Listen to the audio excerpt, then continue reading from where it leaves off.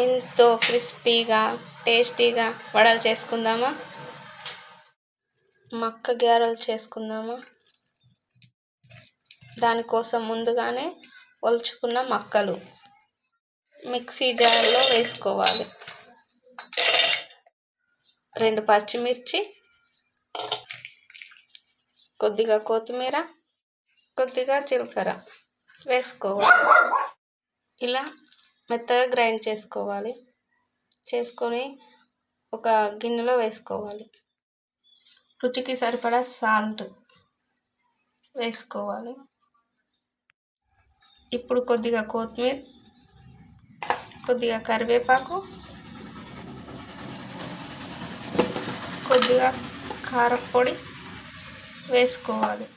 వంట సోడా, కొద్దిగా baking soda వేసుకోవాలి. వేసుకొని బాగా మిక్స్ చేసుకోవాలి. ఇలా కలుపుకొని ఒక 2 మినిట్స్ పక్కన పెట్టుకోవాలి. ఇప్పుడు ఇలా రౌండ్గా చేసుకొని కొంచెం ఇట్లా ప్రెస్ చేసుకొని ఆయిల్లో వేసేయాలి. ఇలా ఆయిల్లో వేసేసుకోవాలి. ఇప్పుడు వడలన్నీ ఒక ప్లేట్లో సర్వ్ చేసుకోవాలి. వేడి వేడి వడలు రెడీ. ఎంత బాగా వచ్చాయి!